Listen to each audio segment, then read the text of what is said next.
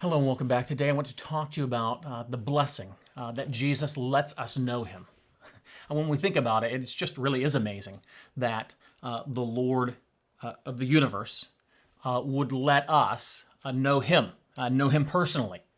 And we just want to emphasize here just how much of a privilege it is that the Lord would care to know us and take time to know us. Many of us have in our own lives perhaps a hero, a sports hero, a musical hero. I don't know what kind of heroes you've got, and you may think, well, it would be wonderful if I could know that person, if I could hang out with that person, if I could I've seen them play what they play, but I'd like to see what they do when they're at home and the things the jokes they like to tell. I'd really like to do that, but to think now, the Lord of the universe. He cares to know you.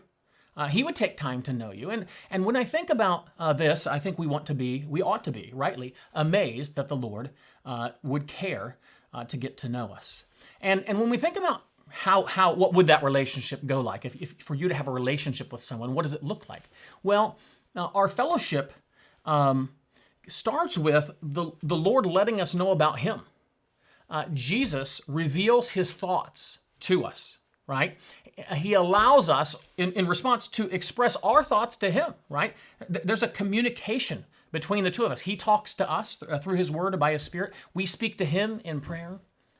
Jesus reveals to us, then, what makes Him happy, what makes Him sad. And He reveals His own great character to us and reveals His greatness to us in His actions so that we can say, okay, I know Him. Right? And He actually, not only does He let us know Him, it's sort of like, I've got a few minutes today, I guess I'll give you a few minutes this afternoon. No. The words explains to us, the Bible explains to us, He delights in His saints. Isaiah 62:5 says, as the bridegroom rejoices over the bride, so shall your God rejoice over you. The Lord rejoices over us. And so it's marvelous to think about. It's almost too amazing to think about, and yet it is true. He delights to have fellowship with us. And we ought to, in response, delight to have fellowship with Him. Now, by the way, this isn't a relationship between equals. He not only reveals who He is, He reveals that He's a king with a kingdom, right? And we are His servants. So this isn't, this week we do what Jesus wants, next week we do what I want. Rather, this is a relationship between the king who has a kingdom and us who are the subjects in His kingdom, and yet we have fellowship with Him, and it is joy-giving. We enjoy our fellowship with Him. And again, one of the things that we want to highlight, though, is that if we're going to have fellowship with Jesus, it has to happen by the Spirit. Right? Jesus is revealed to us by the Spirit. Right? The Spirit helps us know Jesus better. Believers are taught by the Spirit, according to 1 Corinthians 2:13. The Spirit intercedes for us, between us and the Lord, according to Romans 8:26 and 27. So there is the Spirit's work that helps us have fellowship with Jesus, right?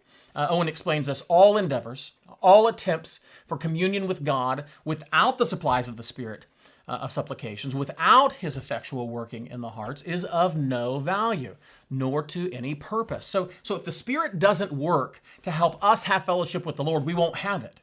And so I wanted to put that out there because that's the direction, perhaps in the next video or two, we'll be thinking about the Spirit's work in helping us have fellowship with the Lord.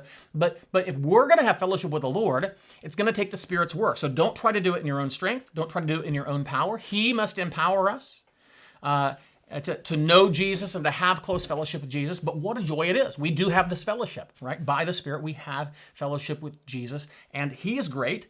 And what a wonderful privilege it is for us to have fellowship with Him. And I hope that this encourages you to think of the great privilege and honestly to pursue by the Spirit's help a closer fellowship with Jesus Christ.